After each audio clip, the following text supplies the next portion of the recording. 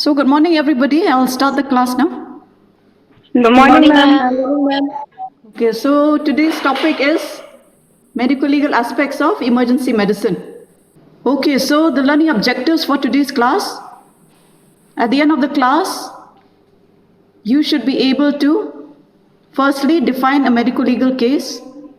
Secondly, list the type of cases to be labeled as medical legal or MLC. Thirdly, describe the duties of a nurse in medical legal cases in the emergency department. And fourthly, discuss legal and ethical issues in emergency patient care. These are the objectives for today's class. So the emergency department, as you all know, is a gateway to a medical legal environment for both victims and perpetrators of violence. In the treatment of traumatized patients, many medical legal issues such as consent, confidentiality, communication, empathy, and compassion arise. Most medical decisions that we make today have ethical and legal consequences. So what is a medical legal case? How do you define a medical legal case?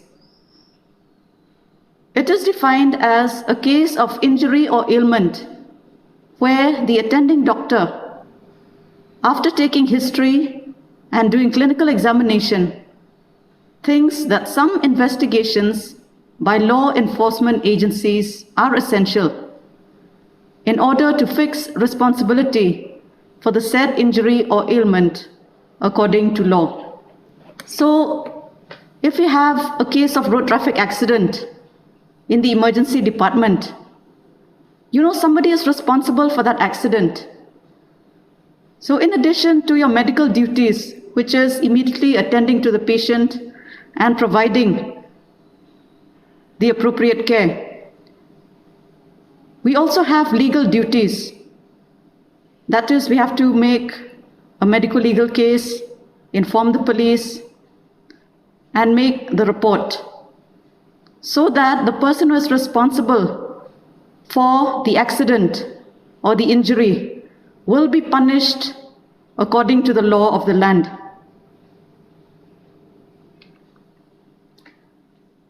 So this chart shows the steps in medical legal case management. The management of an MLC may be described in the following heads. First of all, you should be able to identify a medical legal case. Not all cases which come to the casualty or the emergency department are medical legal cases. So we shall be learning what type of cases to be labeled as MLC. So once the case reports to the casualty, it has to be registered and the necessary information given to the police. A detailed case examination is done and the medical legal report is prepared, usually by the medical officer on duty or the attending doctor who has seen the patient. The necessary investigations and treatment are done, and the final opinion as to the cause of injury and the nature of injury are given. So when we talk about legal duties and medical duties in the casualty, which do you think have precedence? Which should be given priority? Anybody? Yes, one of you please answer. Unmute yourself and answer. Are you able to hear me? Are you able to hear me? Am I audible? Yes, ma'am. Yes, ma'am. So please tell me, is it the medical duties or the legal duties which are given priority in the emergency department? Medical duties. Yes, very good. Okay, so immediate life-saving treatment is the priority. Okay, but legal duties also have to be taken care of. Okay, like making an MLC, informing the police, preparing the medical legal report. These should be done in due course of time. But the immediate duty of the nurse or the doctor in casualty is attending to the patient Okay, immediate life-saving treatment. That is the priority.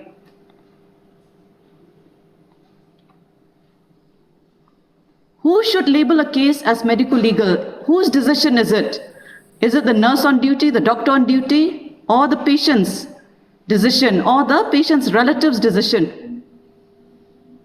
So, the decision to label a case as medico-legal rests with the attending casualty doctor or emergency physician, the doctor who is on duty attending to the patient.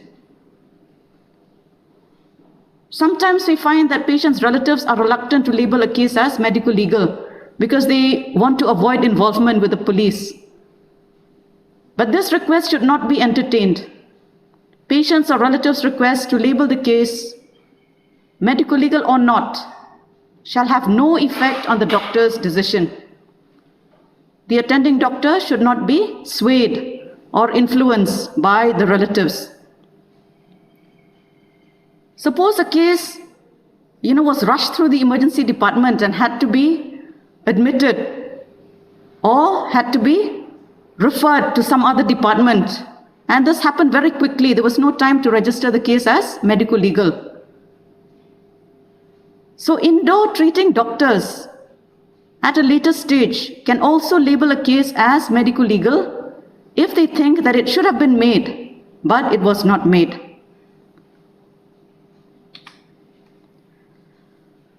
What do we mean when we say making a medico-legal case or MLC?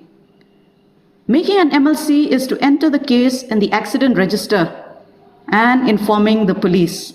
This is what it means to make an MLC. So the register is also called the MLC register. It is kept in casualty, usually under the custody of a responsible nurse on duty, who also has to inform the police. So this information can be verbal, but it has to be followed by written communication. According to Section 39 of the Criminal Procedure Code, a doctor has a legal duty to give information about a crime that has been committed. Not intimating would be punishable under Section 176 of the Indian Penal Code. Is it clear so far? Yes, somebody please answer. Yes? Yes, ma'am. Okay, how to make a medico-legal case or MLC. And the registers should also have the term MLC. Similarly, any requisition forms, any reports should have the MLC label on top. So that even, if some investigation is required from radiology department or any other department, paraclinical department, they know that it is a medico-legal case. So these are the list of cases to be labeled as MLC or medico-legal cases. This list is not exhaustive. There are many other cases, but these are the common cases which present to our casualty and which must be labeled as medico-legal because they have legal implications. Motor vehicle accidents, very common, or road traffic accidents. Cases of assault and violent crime. Somebody has been bashed up by someone, he is injured and he is brought to the casualty. Fall from height, causing some kind of injury. It could be a head injury or injury to the limbs. Sexual assault and abuse. This is also a medico-legal case. Gunshot injuries or injuries by firearms. Cases of attempted suicide and homicide. Any occupational injuries. Cases of poisoning. Domestic violence and child abuse. So this is the spectrum of cases. This pie chart shows the spectrum of cases, medico-legal cases presenting to the emergency department at NEIGHRIMS. This data is from 2010 or 2011. But the pattern is still similar today. The majority of medico-legal cases comprise road traffic accidents, followed by physical assault, either due to sharp force or blunt force, fall from height, cases of poisoning. We had done a study on poisoning cases, and we found that over a period of 3 years, there were around 75 to 80 cases of poisoning in total. And there were no deaths related to poisoning in the study that we conducted. That was from 2009 to 2012. Alcohol intoxication, cases of electrocution, and sexual assault. So here, sexual assault forms a very small fraction of the total number of cases in the emergency department. But now these cases are on the rise. They are presenting more often to our emergency department. Now we come to consent. This is an important principle in medical practice, medical as well as nursing practice. Can anybody tell me what is consent? One of you please unmute yourself and tell me. What is consent? Ma'am, giving permission. Very good. Giving permission for an act. So, in a clinical scenario, a doctor-patient relationship or nurse-patient relationship, it is when the patient agrees to be examined by you, or the patient agrees to something that you want to do to the patient. It could be something as simple as a routine medical examination. But you have to take consent. You have to ask the patient's permission for examining the patient. And consent is freely given. It is not given because the patient fears the consequences, or given under pressure because you have threatened the patient that there will be consequences if you don't allow me to examine you. Consent is a very important principle in medical and nursing practice. Medical examination without the consent of the individual amounts to assault according to law.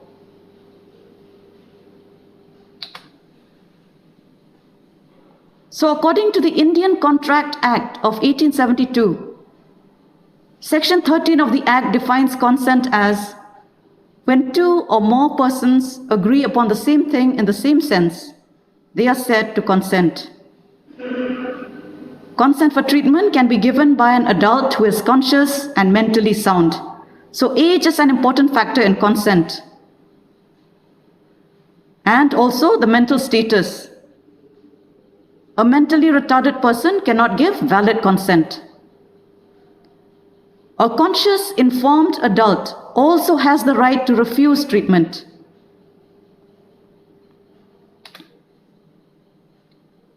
Now, what is informed consent? Informed consent is when you are informing the patient about the diagnosis, about the patient's condition, the possible modalities of treatment, the consequences of not agreeing to the treatment. So the patient is given options, and informed consent is a dialogue between the doctor or between the nurse and the patient. That is why it's called informed. The patient is being informed about his condition and about his choices. And after understanding everything, the patient either agrees or disagrees.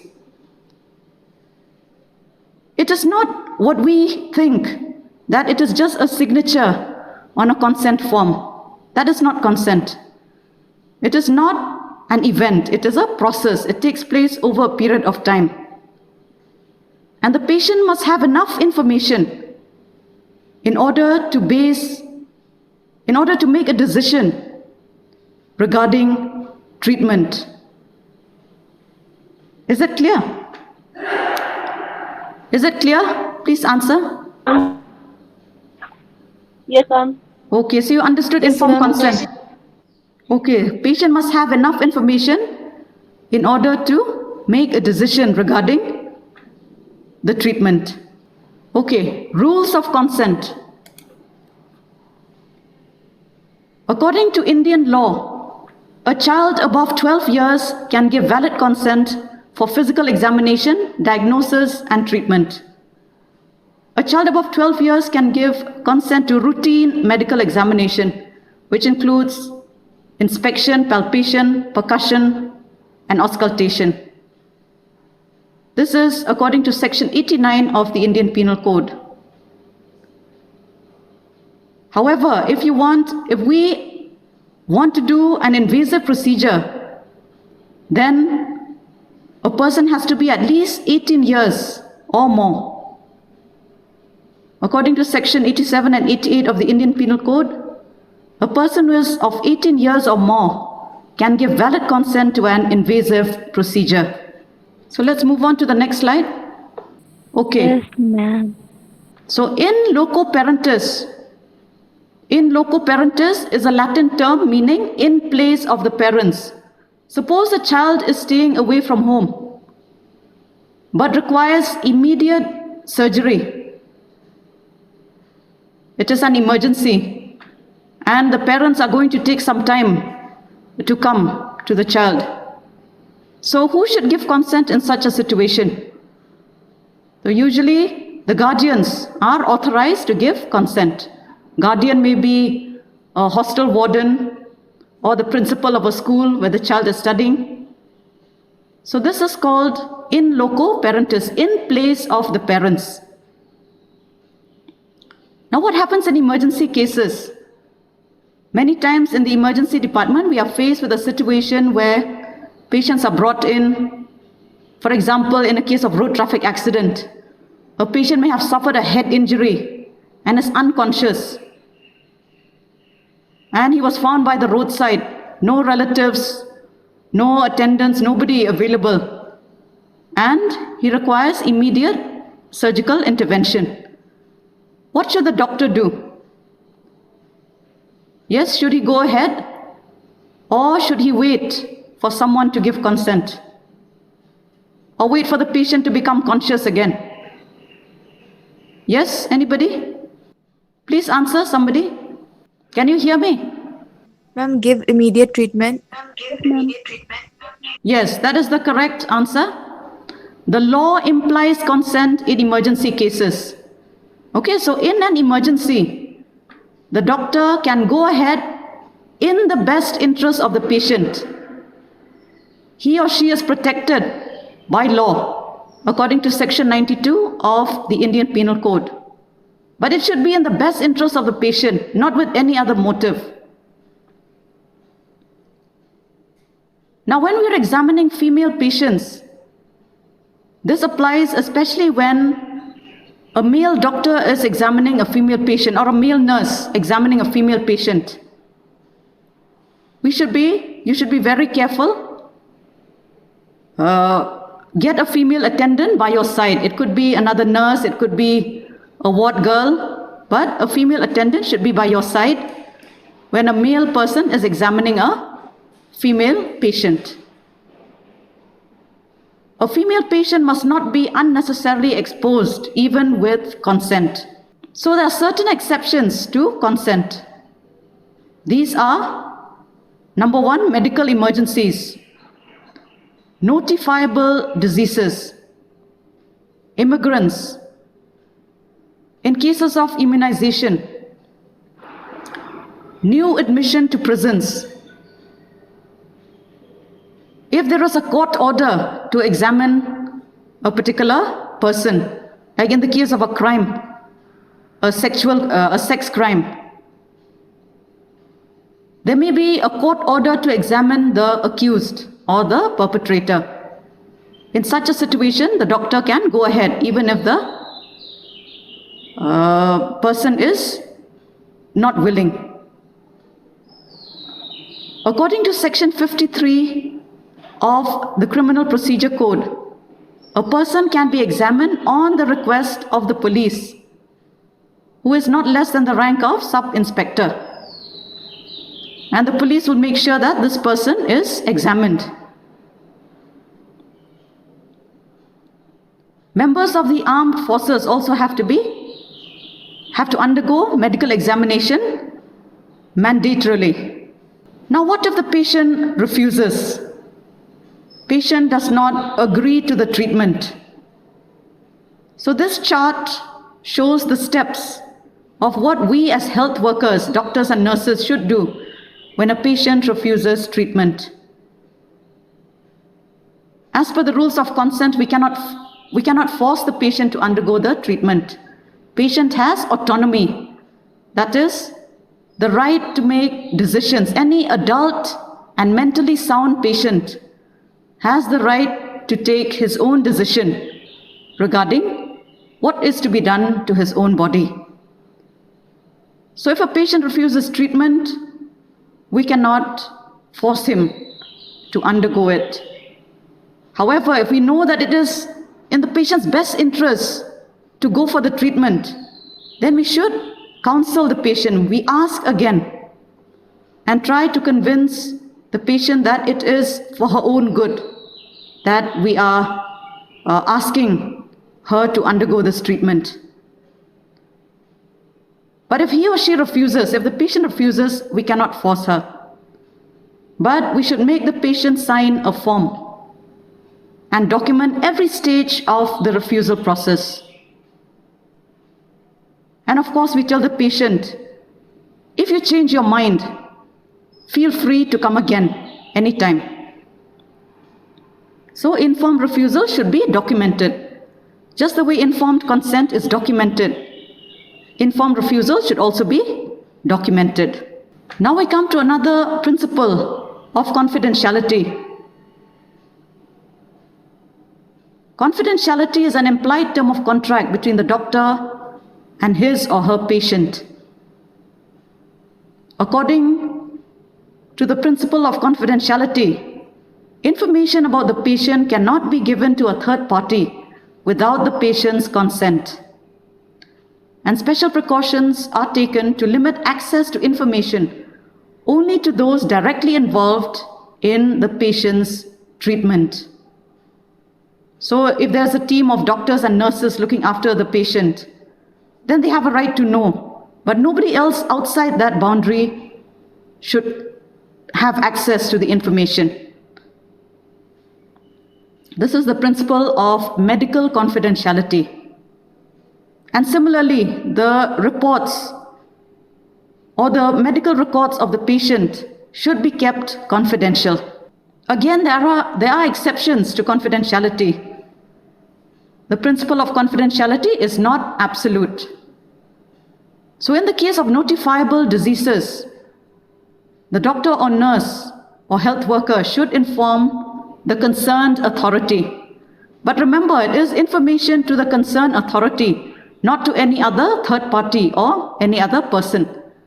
If somebody makes a call to you and says, suppose you're a nurse working in a ward and you get a phone call. The person says, I'm the relative of the patient, I want to know, the patient's diagnosis. Should you give the information? Yes, somebody please answer. No, ma'am. No, yes. No is the correct answer. You should not give information just like that. The source, the person who is asking, his or her identity should be verified. Okay? And the exception to confidentiality is only applicable when it is information or disclosure to a concerned authority. Okay, in the interest of the society and the community. Okay, I'll give an example. Suppose there's an outbreak of measles in the community and you are the nurse working in that primary health center. You know that, there's a particular cluster of children affected with measles. Immediately you should inform the public health authority. In our case, it is the DHS, okay, the office of the Director of Health Services, okay, the district health officer. Notifiable diseases. Similarly, in this day and age, COVID-19, if somebody is affected with COVID-19, you have the right to inform the health department. Secondly, when there is a risk to public safety, suppose a doctor is conducting a medical examination of a person who has applied for the post of driver or pilot, and he finds that this person is colorblind. Should he inform? Yes or no? Yes, ma'am. Yes, inform who? Who should he inform? Who should he inform? Who would be the concerned authority here? Yes, anybody? Please answer. So here it would be the authority in charge of the office where the driver or pilot is applying for the job. Okay, the employer. The employer should be informed. Suppose a person is applying as a driver in NEIGHRIMS. Then the NEIGHRIMS authorities should be informed. Thirdly, injury from a suspected criminal act. If you are a nurse working in casualty and you come across a victim of assault, who should you inform? Yes? Anybody? Police. And the police? Police, yes, very good. Okay. So, police should be informed when you come across, when you're treating a case of injury from a suspected criminal act. It may be the victim or it may be the assailant, but it is your duty to inform the police. And fourthly, disclosure in a court of law. If you get a court summons and you have to give information about a particular case, there is no room for secrecy. You cannot say, this is confidential, I cannot tell. You cannot say that in a court of law. Okay. So, you are bound to inform whatever you know about the case in a court of law. Now, these are the list of notifiable diseases. They are classified into infectious diseases, industrial diseases, and industrial poisoning. Infectious diseases like smallpox, of course, smallpox has been eradicated. Measles, cholera, tuberculosis, dysentery, typhoid, food poisoning, and COVID-19. Industrial diseases like anthrax, silicosis, and pneumoconiosis. Industrial poisoning, lead poisoning, or poisoning with benzene and hydrocarbons. Now we come to medical records. So this is a very important legal aspect of medical and nursing practice. Proper maintenance of records. So we all have to have some training on medical record keeping. There is a saying which says, if something is not documented, it is not done. So we may have been very meticulous in our treatment, caring for the patient, doing everything. But if we have not kept a record of what we have done, it is as if we have not done anything in the eyes of the law. I'll give you an example. Suppose you have seen a case of sexual assault. After 3 years, you get a summons from the court asking you to disclose what you know about the case. If you have not maintained the records, there's no way you can remember from memory what you have done for that particular case. So that's why it's important to have records of whatever you do. And these medical records should be stored in safe custody to avoid tampering. Confidentiality must be maintained. The records must be thorough and complete. All documents are preserved indefinitely in the MRD and handed over to the concerned authority, which may be either the investigating officer, the police officer, or the court. Patient may be allowed access to his own records on request. If the patient wants to see his own records, he can write an application to the hospital authority. And if the authorities think that it is okay for the patient to see the records, it can be granted.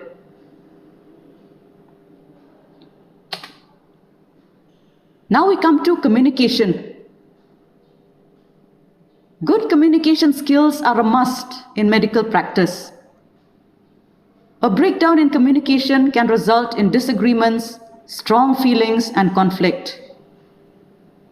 Many problems can be resolved by open lines of communication between nurses and patients. Okay, this includes both doctors and nurses and other healthcare workers. But we have seen in a clinical situation that mostly it is the nurses who have the maximum contact with patients, either in the emergency department or in the wards, because they are always constantly caring for the patient. Nursing care is round the clock, 24/7. So importance of communication has to be emphasized. Sometimes just by saying something nice to the patient, you have solved his problem. And if you're not communicating properly, this can lead to some kind of ill feelings or resentment. So we have to be equipped with good communication skills. We have to learn ways and means of communicating with patients. And communication does not only mean communicating with words. It can also mean, your gestures, how you conduct yourself, the way you look at the patient.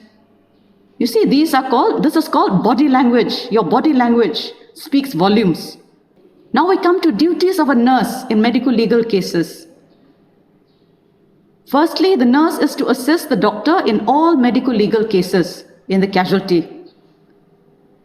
Keep the MLC register under lock and key. It is usually a responsible nurse on duty who is given this responsibility. If you are a female, majority of nurses are females. So a nurse should always be ready to act as a female attendant when a male doctor or a male nurse is examining a female patient. In cases of poisoning, preserve important specimens such as the first stomach wash, urine, vomitus, and blood. If a case is brought dead to casualty, the necessary documentation has to be done and the case can be shifted to the mortuary and the police informed. Okay, post-mortem examination may or may not be done. Post-mortem may or may not be done. That is up to the police. But the police have to be informed in such cases. The MLC register is not to be given to lawyers, police, or relatives of the patient. It should be under the custody of a responsible nurse on duty. Maintain proper records. Again, I stress record keeping is very, very important. In case a patient absconds or leaves the hospital, the doctor on duty should be informed immediately so that the police can be intimated. So let us summarize what we have learned today. First of all, I hope you have learned how to identify a medico-legal situation. Secondly, the type of cases to be labeled as medico-legal or MLC. Thirdly, we have learnt about the legal and ethical aspects of patient care. Issues like informed consent, medical confidentiality, good communication, and record keeping. And also issues such as compassion and empathy in caring for patients. And finally, the duties of a nurse in medico-legal cases. So that is all for today. If you have any questions, please feel free to ask. Does anybody have any questions or clarifications? Okay, can I ask somebody to summarize what we have learned today? One of you please speak up. Can you hear me? Yes, ma'am. Yeah, one of you please sum up what we have learned today. Ma'am, we have learned medical. We have learned, no, not We they have have learned learned. medical. Yes. We have learned medical-legal aspect of emergency medicine, the definition. We have learned the management of medical-legal cases and who should label the cases of medical-legal cases and how to make an MLC, and then cases, how it should, like what cases can be labeled as MLC, the consent, the informed consent, rules of consent, and acceptance of consent, informed refusal, confidentiality, and the acceptance of confidentiality, and what are the notifiable diseases, and medical records, communication, and the duties of a nurse in medical legal cases. Okay. Thank you very much. That is all for today. Stay safe and stay healthy.